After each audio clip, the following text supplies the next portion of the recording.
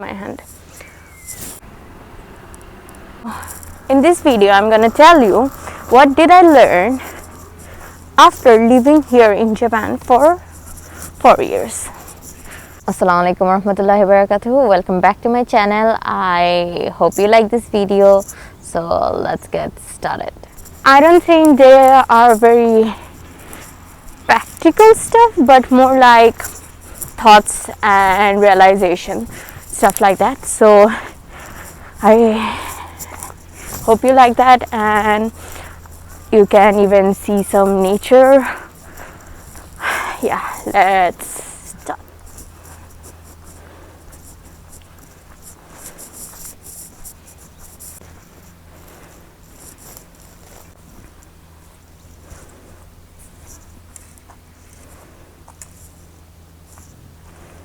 So even though I have, this is not actually on a mic or something, I just have this in my hand. As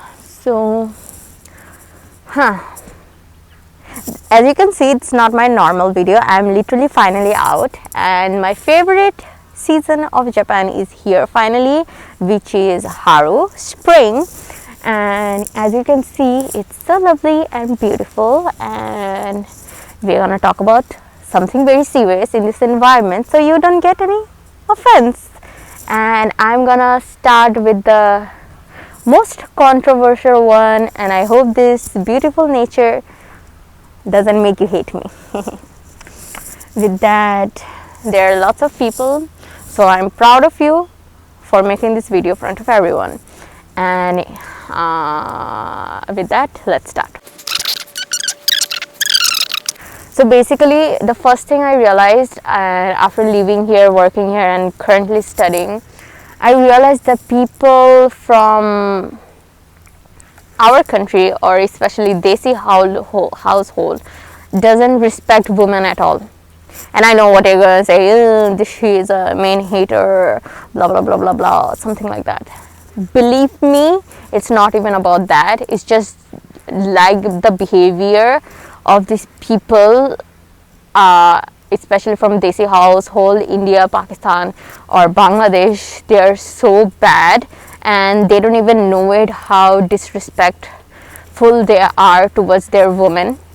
Let me give you an example. So before that, let me start with something.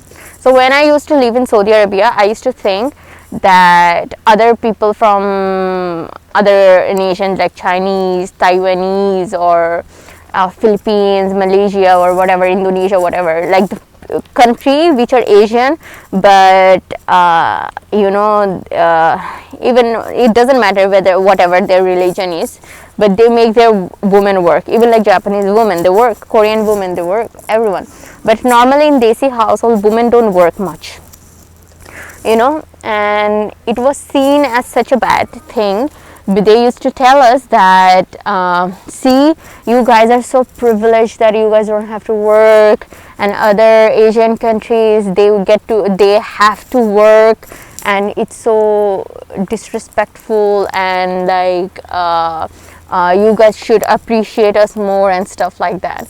But after coming to Japan, I realized that that's such a big manipulation, because it's not that they see, why men make from Desi household, why they make their women work when the man can't bear the financial provision anymore, when they can't do anything anymore, or like they don't want to work, or they don't want to work that hard. They make their women work, and then they go around everywhere and keep telling them that, yeah, it's because of it's because she wanted to work, that's why we are letting her work, we are allowing her to work. But actual thing is that they don't want the Desi household or the community to know that I can't provide for my family, that's why I'm making her work.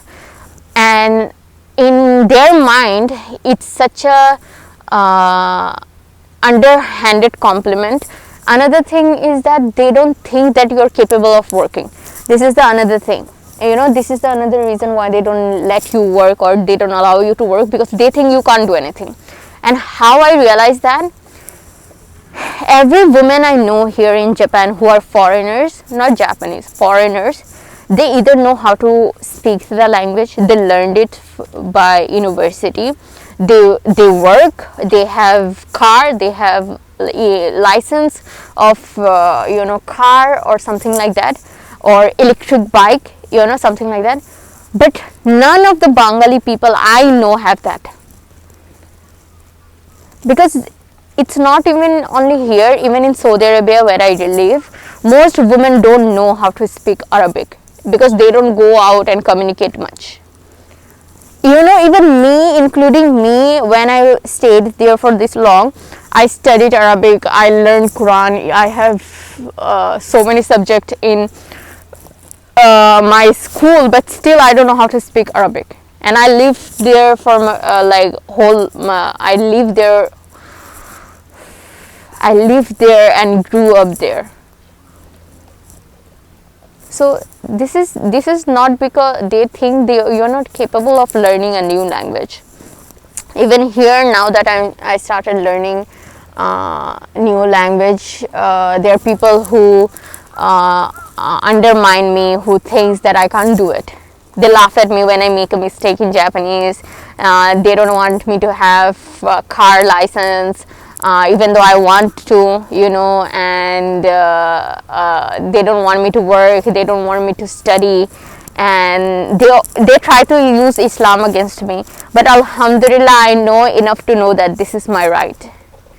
And there are people too, when I started posting my videos, people were saying this to me, that it's haram, right? And they were saying stuff like, yeah, it's not right, you're gonna go to hell, it's something like that. But see, this is why it's so important that you know Islam, because I am only wearing this hijab, this abaya, because I'm out, because I'm showing myself to other people. That's the only reason when I'm wearing this. If I'm at home, I don't have to wear this. And I know I started with a very controversial and big topic at first, but this is so true, and it disappointed me in our man in whole different level, because if you don't respect your woman, you're never gonna get that respect back. Even if you think that control is respect, no, it's not, because they're gonna go behind your back and they're gonna talk bad about you. But believe me, if a real man respects you in the room full of people, even if you're not there, she's never gonna let you get disrespected.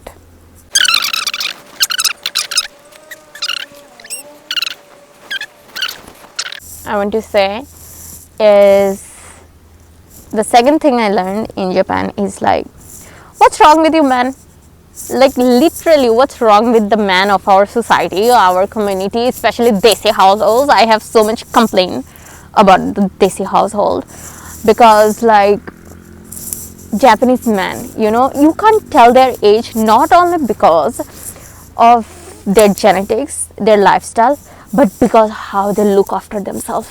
You will fall in love with the people, with the old man of like 40, 50, 60, because they look after themselves, and you wouldn't be able to tell what age they are, because they look after themselves, they groom themselves, plus they're strong. So you can't even use that excuse. And whoever put this thing in your mind that looking after self is a feminine thing, let me remind you, in Islam, keeping yourself clean, presentable, and in the best form is a sunnah, and it is one of the form of worshipping. Women are always criticized for grooming themselves, looking after themselves. It's seen such a useless, feminine stuff, in our society. But the fact is, you guys are just too lazy to look after yourself, and that's why you blame the women, so they don't come and counterattack you that you are not looking after yourself. and that is the truth. But alhamdulillah, nowadays I'm seeing, especially even my close friends and relatives, that they look after themselves a lot. And it's not only to impress girls or something like that. You know, grooming yourself, looking after yourself is just the basic human right, human lifestyle. And even if you can't do that, look after yourself, then what are you even doing? The same thing goes for cooking, cleaning and stuff like that. It's like basic human thing, and you guys can't even do that. What does that says about you? You know, that's the only things differentiating from you and other people. And you might complain that we are not that privileged to look after yourself. No, basic hygiene, you know, or looking after your clothes, after yourself, is like anyone can do that if you have the intention to. I'm not telling you to put not billions, thousands of yen, dollars, taka on yourself, you know, to look presentable. Like, I have been wearing this hijab for such a long time, you know, and I plan to keep this for a long time too, and I'm gonna look after it. But you always, like, looking after yourself doesn't have to be expensive. Eating healthy doesn't have to be expensive. You just have to be little bit thoughtful. You have to put little bit time into it, think about it. So don't use that excuse that, yeah, and if you think, yeah, it's society's fault, they don't teach us. Society, most of the time, things which are actually beneficial to you, people are not going to teach you. You have to learn it by yourself. You have to. There is no other thing. You can't hope for someone else to come and do it for you. I know it sounds harsh, but this is the reality, and it's coming from someone who lives in such a delusional fantasy world. So boys, like, level up. You know, there are men who are in their 40s, 50s. They look so stylish. They look after themselves. They eat properly. They do exercise. You know, the leaders in our company, their work is so hard, because not only they have to do the office work, they also have to do the physical work, plus all the machine and stuff like that. They have to work a lot, you know, like physically. So they are always tired, always, like, you know, they are, I think, the most hardworking people in the whole company, because literally the company works because of them, and of course they get all the privilege and benefits of it. But after that too, they go and work out, and that, like, after I learned that, it flabbergasted me, because the excuse of our society, our man, is that we don't have time, or I'm too tired. And most of them have kids, they have wives. So what is your excuse?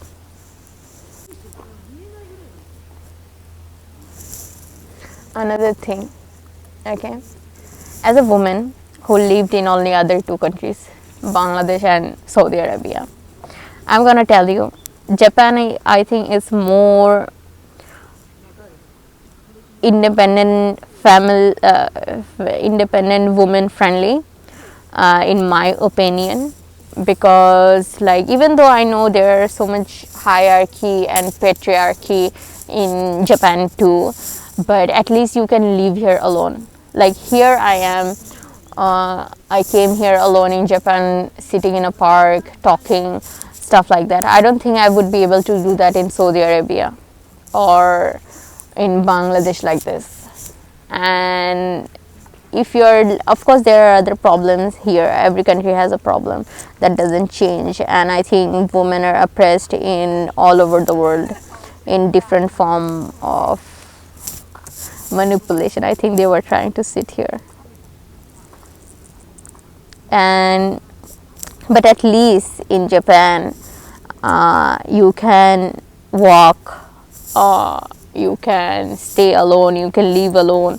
And maybe I'm just thinking it from the positive point of view, but I don't think like if I want to live alone for the rest of my life and have nobody in my life and don't want to depend on anyone, I will definitely think of settling down in Japan, because I can at least just leave.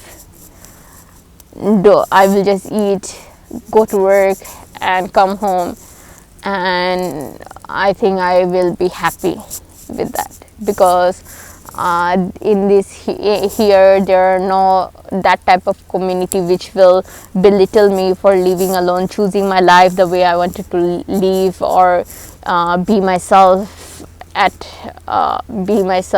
be by myself alone at 30, or if I choose not to have children. Like, that I'm not like saying that don't have children, don't get married, but I'm saying that this is a choice, that, right? And if you don't give people that choice, you're abusing them, oppressing them.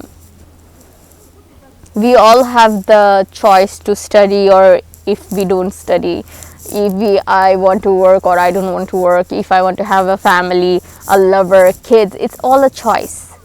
And when you limit that choice to people, though, that's oppression. And Bangladesh is the number 1 in child marriage. And what does that say about our country as a whole? What does it say about it? Child marriage, first of all, disgusting. Pedophilia, literally. Second, why don't you just respect women? Like, why there are so many intelligent women at your age? Why you want to marry someone else in the thought of manipulation, in the thought of gaslighting and controlling, or what? Why you want to marry someone young? I don't understand.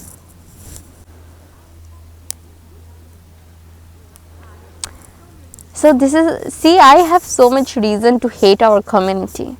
But the only thing which is stopping me from or still having hope on you is because I am a religious woman, and I believe that Allah can change everything in a blink of an eye. That's the only reason I still respect my community. I know we have so many things to be proud of, so many things, but you are doing so much wrong that it overshadows that thing, that good thing which we should be proud of. Another thing I realized, that we think we will be happy in life when we have some big achievement in our life, right? Like house, car, family, children, something like that. But another thing I realized in Japan is that they find happiness in small things, in their vending machine, buying a tea or like coffee, going for a walk, the flowers. I'm in this park, so many people are taking pictures. People who are professionally takes pictures, with camera digital, and I'm sure they took the same picture of the same place, same flower for every year. And how fascinating is that? People get bored so easily, and imagine a person taking picture of same flower, for years. For years. And they appreciate nature so much that it doesn't bore them. Maybe that's why Allah gave them such a beautiful nature, because they appreciate it. Allah said, right, that if you become thankful to me, I will give you more. But if you complain, you will not find rizq and barakah in your things. Even though they are not Muslim, this quality, not only this, there are so many quality which is so much better than Muslim people, which even recommended or commanded us by Quran, but still we don't follow. We as a whole, we as a society need to change so many things, believe me, so many things, but we don't do it. And it's just so sad, because it's on our hand that we can change it. You know, even my spirit is gone. Like, I was so excited for this video. Now after talking about this, I'm becoming sad, because you guys have, I have, our community has so much potential. What we are doing with it, nothing. Find happiness in small things, in a walk, smiling with a person, saying hi to a person, walking by, seeing the sky, seeing the flowers, smelling the flowers.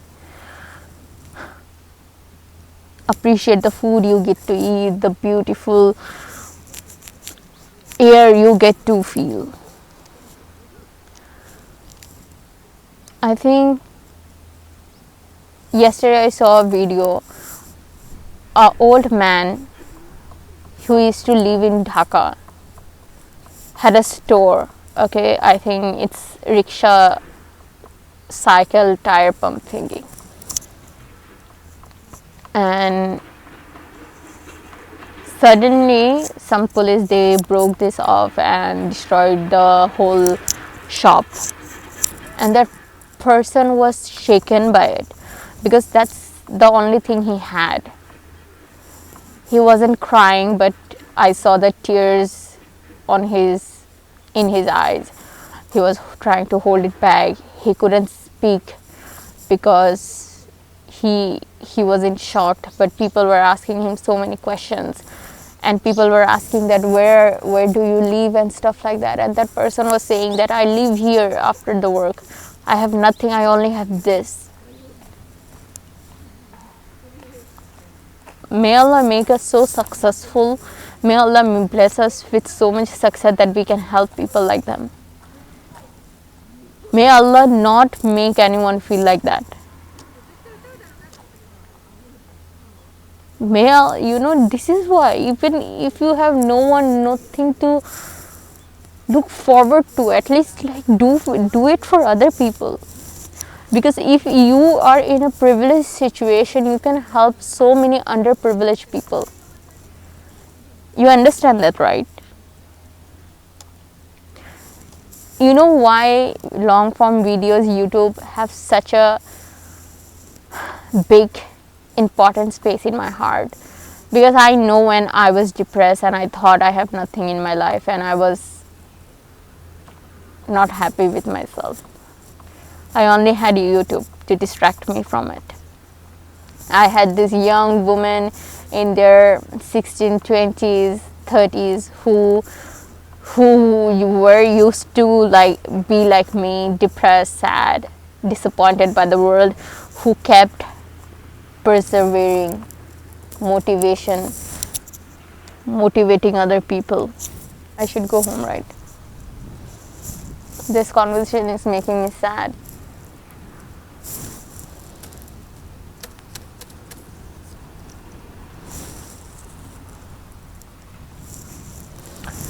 Yeah, that's that. I had other points, but I'm not in a mood to talk about it anymore. So maybe I will just end this video here. Guys, just try to be happy. Life is such a long journey. Find small reasons to be happy. And look after yourself and other people.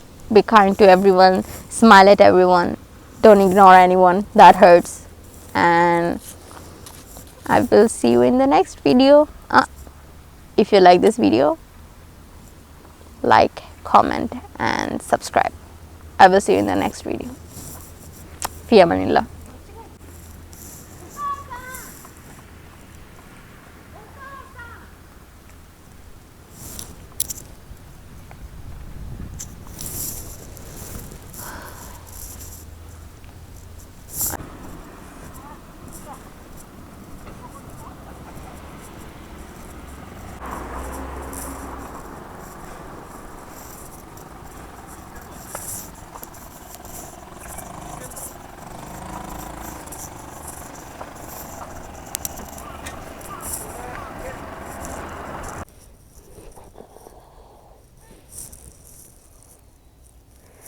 ভয় পেয়েছি কে ছিল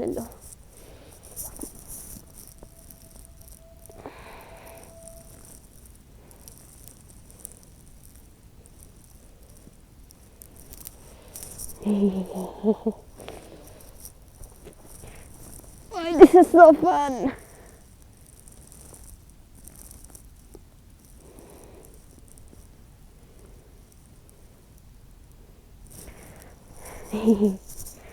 Oh.